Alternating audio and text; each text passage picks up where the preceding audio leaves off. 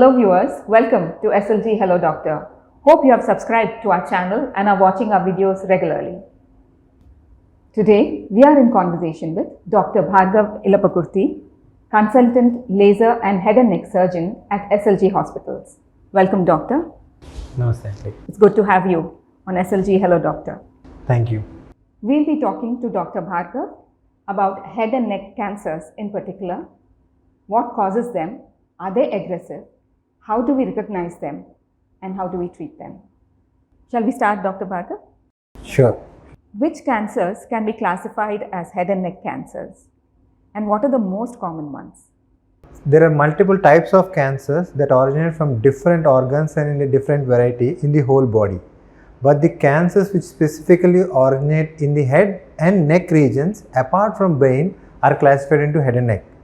The regions to name are like the oral cancers, the mouth cancers, the throat cancers, the cancers which are arising from any salivary glands, or the cancers arising from the thyroid, as well as the cancers which have metastasized from other body to the neck can also be called to the head and neck cancers. And to answer the second question, the most common cancers in the head and neck are from oral cancers, oral cavity, and the cancers which are caused because of tobacco are the most common cancers which arise in head and neck region. Thank you, doctor. So what are the warning signs or symptoms that one should look out for? Primarily, the cancers originating in different parts of head and neck will cause different signs.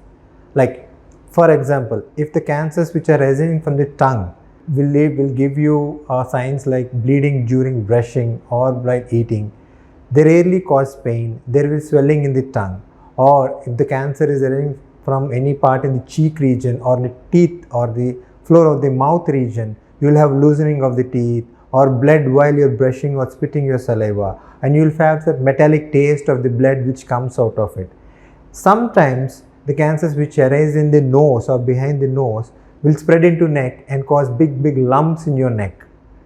Or if the cancers arising from the throat will cause primarily difficulty in swallowing, especially for the foods in the initial part, and in the later part it may lead to difficulty in both swallowing of liquids as well as water. If the same kind of cancers come in larynx, that is your voice box where the voice is produced, definitely it will start with change of the voice. So this is some of the other various methods by which cancers in the head and neck present. Doctor, are head and neck cancers aggressive and are they curable? The most of the head and neck cancers are squamous cell carcinoma cancers, apart from thyroid malignancies and salivary gland malignancies. Squamous cell carcinoma is comparatively a good tumor to treat if a proper treatment is taken and at a proper time and a complete treatment is taken. They are properly curable, unlike some of the other aggressive cancers in the rest of the body. Comparatively, thyroid cancers are little less aggressive comparatively to the other squamous cell carcinomas, except for a few variants. Most of the salivary gland tumors are also not that aggressive. If treated properly in time, they will be curable. Coming to the curable rates and curativeness of the disease is primarily depend upon two factors. First thing is the stage of the disease. The advanced stage of the disease will have a comparatively less curative but compared to the lower stage of the disease. And the second thing is primarily a patient dependent curative, because a patient should be able to tolerate our complete range of treatment, that is the surgery followed by radiotherapy, if required chemotherapy in advanced stages. But most of the tumors are curable in head and neck cancers. Doctor, most of us think that cancers are somewhat hereditary. Are head and neck cancers also hereditary to a certain extent?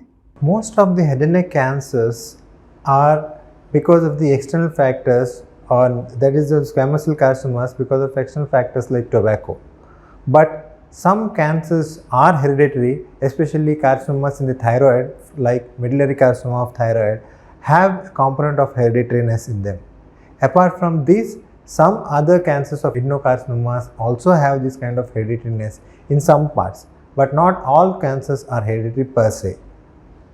Doctor, now that we have just spoken about heredity and maybe even tobacco chewing as probable reasons to contract head or neck cancer, can you tell us what are the causes of head and neck cancer? Can you elaborate on? Primary reason of cancer in head and neck region is tobacco. See, tobacco can be again classified into three things: tobacco smoking, tobacco chewing, and there is one thing called reverse smoking or tobacco related products like pan and gutka and betel nut squids, especially in low socioeconomic people who have these kinds of habit, is one of the primary causes of causing cancer in head and neck region, especially linked to all the aerodigestive tract, that is the mouth, the throat, the esophagus, that is the food pipe, and the stomach. These are the things or the organs which are primarily exposed to this tobacco. The other things which we need to answer is the alcohol will act as a accelerator, or it will act along with the tobacco and increase the rate of production of cancer. That is, if only a tobacco is taken per se, just for example, let us say to 25% there is a risk factor. But if it is associated with alcohol, the risk factor doubles to almost 50% of causing any head and neck cancer, either in throat or mouth or esophagus or stomach also. As well as tobacco has many other systemic diseases which is associated with it, especially like cardiac problem, hypertension and diabetes. So tobacco is one of the primary culprit. Apart from it, there are certain number of people like with specific job problems, like who work in tin factory or woodworkers. They are particularly susceptible for cancers in the nose. Apart from this, I think not much are having any other problem, but tobacco and smoking is very important to avoid, and not only from cancer, from many other diseases also. Doctor, we hear a lot about lymph nodes and cancer of the lymph nodes. So how does one know that one has a cancer of lymph node? The lymph nodes are the common structures which are present in the neck, which are helpful to drain the waste products that are present or produced around the places where they are present. Like there are some lymph nodes in the upper part of the neck, middle neck and lower neck. Like they drain all the bacteria or any other old parts or any other dead tissue, and they will be collected via lymph and they drain into the specific levels of the lymph nodes. Generally, the cancer acquires this pathway to spread. There are three types of pathways. One is via blood, one is direct spread of cancer, and third is via lymphatic. They will spread to the other parts of the body. So the spread of the cancer will be present into the lymph nodes. When they present inside the lymph nodes, they grow extremely large and they are generally painless unless they affect some of the nerves present around the lymph nodes. Apart from these, the other cancers which are present in the body, in the other parts of the body, like per se in the lung or per se in the stomach or per se in the prostate or kidney, they can travel upward from the other part of the body and they can lodge and come into the neck. So when a patient has a lymph node, definitely we should thoroughly examine him as well as take out the biopsy from it and send it to know from where the tissue of the cancer has come from. Based on that, we can reverse engineer or we can go back and investigate the other part of the body from where the metastasis had come, and thereby treat both the lymph nodes of the neck as well as the primary cancer from where it has originated.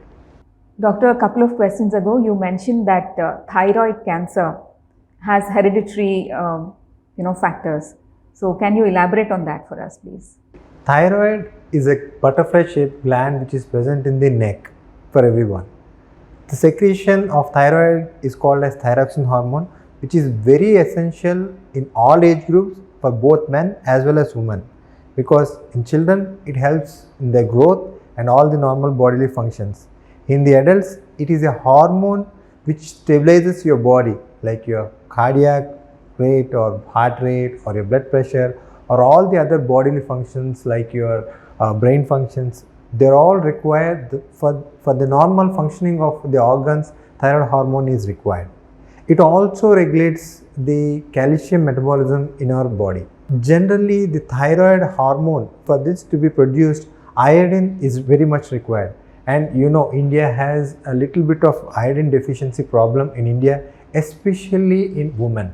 So generally you can see in thyroid, there are trends of thyromegaly, that is increase in the size of the thyroid gland, especially in the woman. Pan India, in whole India, this is not just limited to one area or one part of the country. That is the reason why iodized thyroid salts are being marketed and being promoted by the government. So if in case these thyroid growths or the thyromegaly or the thyroid nodules are left like that without being treated for a prolonged kind of a time, there are incidents of forming thyroid cancers in them. Especially, like I said earlier, women generally do tend to have this thyromegaly. So women are again in the susceptible group who has these thyroid malignancies. It's not just that the women, even men and children also do get it. But on a special note to say, the thyroid malignancies are little bit less aggressive compared to other kinds of treatment, and when they are treated properly, a complete cure can be given to thyroid cancers. The important thing to be considered in thyroid cancer is the early presentation will lead to a better surgery both on the part of surgeon as well as on the part of the patient. The signs and symptoms will be generally they are silently growing, slowly growing tumors inside the thyroid gland. They will present with the swelling of the thyroid gland and simple with or without the symptoms of over or underproduction of the thyroid hormone. If you notice a swelling which is in front of the neck, that is here in the midline, which moves while you are swallowing water or solid foods, that is point number 1, or a swelling which is also associated with a new neck node which is formed on the side of the neck, is generally a common presentation in thyroid cancers. So once you have these kind of problems, you need to visit a doctor. And the other important points are, if at all you have neglected for some period of time, and now after some period of time there is change of voice, or you are feeling difficulty in breathing, or prolonged cough even which is not subsiding on common cough medications, should definitely raise suspicion that there may be a change or a cancer in thyroid, which has to be evaluated thoroughly and be treated. As I mentioned earlier, I am repeating it, thyroid cancer has a very good prognosis if caught early and treated completely and properly. Let's take a short break now and be back in a few minutes. ప్రపంచ స్థాయి multi super speciality hospital SLG hospitals. ప్రముఖ సామాజికవేత్త, సంఘ సంస్కర్త Shri Dandu Sivaramaraju, chairman and managing director, మరియు Shri DVS Somaraju, executive director గారిచే స్థాపించబడిన SLG hospitals 4 ఎకరాల సువిశాల ప్రాంగణంలో 999 బెడ్ల సౌకర్యంతో గ్లోబల్ జేసీఐ అండ్ ఎన్ఏబిహెచ్ ప్రమాణాలతో అనుభవజ్ఞులైన వైద్య నిపుణులతో అత్యంత క్లిష్టమైన గుండె సమస్యలకు శస్త్రచికిత్సలు చేయబడును. మెదడు మరియు నరాల సంబంధిత సమస్యలకు మొట్టమొదటిగా న్యూరో నావిగేషన్ టెక్నాలజీతో చికిత్స. క్యాన్సర్ చికిత్స కోసం లీనాక్ వంటి అత్యాధునిక వైద్య పరికరాలతో చికిత్స. కీళ్ల నొప్పులు, ఎముకలకు సంబంధించిన సమస్యలకు మరియు జీర్ణకోశ సంబంధిత వ్యాధులకు మెరుగైన వైద్యం అందించబడును. 20 అత్యాధునిక ఆపరేషన్ థియేటర్లు, 200 ఐసీయూ బెడ్స్, అత్యాధునిక డయాలసిస్ సదుపాయం కలదు. 24 గంటలు ఎమర్జెన్సీ, డయాగ్నోస్టిక్, ఫార్మసీ సేవలు. 3 టెస్ట్ల ఎంఆర్ఐ, సిటీ స్కాన్ వంటి అత్యాధునిక వైద్య పరికరాలతో మరింత మెరుగైన సంరక్షణకు మీ ఎంపిక SLG hospitals, Nizampet road, Bachupalli, Hyderabad. Cell numbers 9133399500. Phone numbers 914023785678 మరియు 48525678. Toll free number 1800599220. Emergency 7799235678. Andhra Aarogyasri సదుపాయం కూడా కలదు. Welcome back to SLG Hello Doctor. We are in conversation with Dr. Bhargav Ilapakurthi, consultant laser head and neck cancer surgeon at SLG Hospitals, Hyderabad. Doctor, where does India stand in head and neck cancer treatment modalities? In India, there are really good advances and really good treating modalities to treat cancers in India as well as in SLG and Hyderabad also. You can generally classify the treatment into two parts. One, we can treat it with precancerous lesions as well as cancerous lesions. The precancerous lesions are very well treated with the help of laser excision, which are present either in the mouth or throat or in the voice box, and minimal treatment will definitely suffice the complete removal of the precancerous lesion, as well as we can prevent the further occurrences of it. Coming to the proper treatment of cancer, there are multiple modalities of treatment depending upon again multiple factors. Those are the patient factors, the disease factors. So the patient factors includes how fit is the patient, how good is the patient to take up the treatment completely or to finish the treatment completely. The second thing is the disease factor, like how big is the tumor, how large is it affecting or how large is it to impose or cause damage to the adjacent structures like bones or other blood vessels, or how far it has invaded or how deep it has gone. Or the other factor is how far it has metastasized, like has it gone only to the neck or has it gone into the lung or bone or kidney or some other organ, has it spread or into the brain. So based on all these factors, we will then form a tailor-made treatment to each and every one of the patient. It's not that one patient and one solution is the answer for all the patients. No. Depending upon the stage and the advances of the disease, every patient is treated individually. Coming to my specialty, that is I am from the head and neck surgeon. So coming to the surgical specialty, most of the advanced cases or in the early cases are treated with the help of surgery. And in the advanced cases, most of them should undergo surgery as well as radiotherapy as a combined modality to get a complete cure of the disease. So like you may be wondering, so doctor, what if we have some kind of a tongue cancer, of a mouth cancer or floor of the mouth cancer or a throat cancer? What are the options I have and what are you going to do to it? So coming to the mouth cancers and throat cancers as a separate entity, coming to the mouth cancers, generally in mouth cancers, we have a dictum of two things. One, they remove the cancer in total or in its entirety. So whatever structures are involved by the cancer has to be removed. Like in case of a lip, we will remove the lip. In case of the bone, we will remove the part of the bone, or in case of the tongue, we will remove a part of the tongue. And as well as along with this, if it has come to the neck, we should definitely remove all the nodes which are present to it or the suspicious nodes which are present in it. So doctor, you might ask, if we take out these parts, how are we going to chew or how are we going to rehabilitate the person once the surgery is over? Like I mentioned earlier, we operate with a dictum of thinking that we have to replace the like with the like. Like if you are taking out a part of the bone or a mandible, the mouth cancer of the mouth, then we will take a part of the bone in the leg and we will reconstruct in the shape of the bone of the jaw, so that once the surgery is done, patient will again be able to eat with the mouth, will be chew with the mouth and then swallow.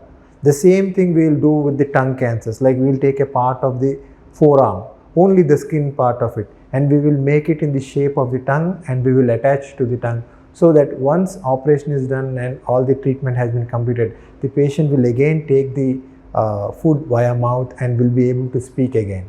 The same thing applies to the throat also.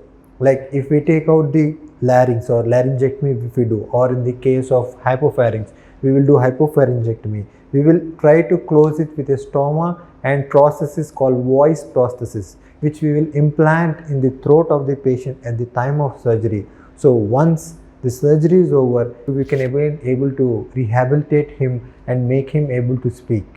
The same thing occurs to other parts of the head and neck also, like throat or behind the nose or parts of the neck. So doctor, all that talk about reconstruction has made people like me, I'm sure, like the viewers also, very hopeful. Can you leave us with suggestions or lifestyle modification tips that will help prevent head and neck cancers? Not of course if they are hereditary, but otherwise. The most important part in head and neck cancer prevention is primarily the quitting of tobacco as well as alcohol.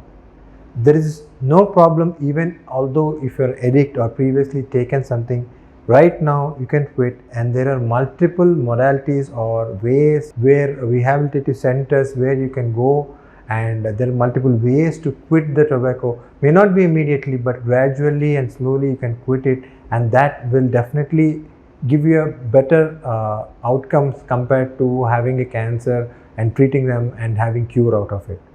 The other important thing is to have a regular checkup of head and neck with a ENT consultant or a head and neck consultant like me. We will generally do an endoscopic and complete examination, and in case of thyroid cancers or thyroid megalies which can be detected accidentally, can give an excellent outcome in those people who are detected earlier or in the earlier stages of the disease. Or any pre-malignant lesions can also be easily detected in these endoscopic checkups by the ENT surgeon. These pre-malignant lesions, once they are treated properly, there is 99% sure that they may not recover once the habits of tobacco and alcohol are stopped and proper treatment is taken with the help of the surgeon. So with those words, I think those answers my question. Thank you so much, Dr. Bhargav, for joining us here on SLG Hello Doctor. We loved having you with us. Thank you so much, my pleasure. Thank you for joining us on SLG Hello Doctor. We'll be back with you in another fortnight with yet another interesting topic. Until then, stay safe, stay healthy, don't forget to mask up, sanitize, and maintain social distancing. Namaste.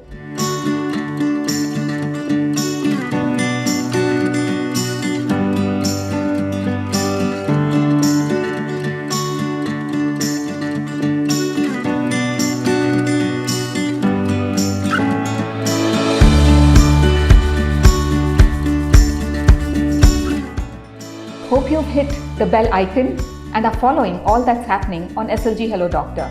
If not, do it right away.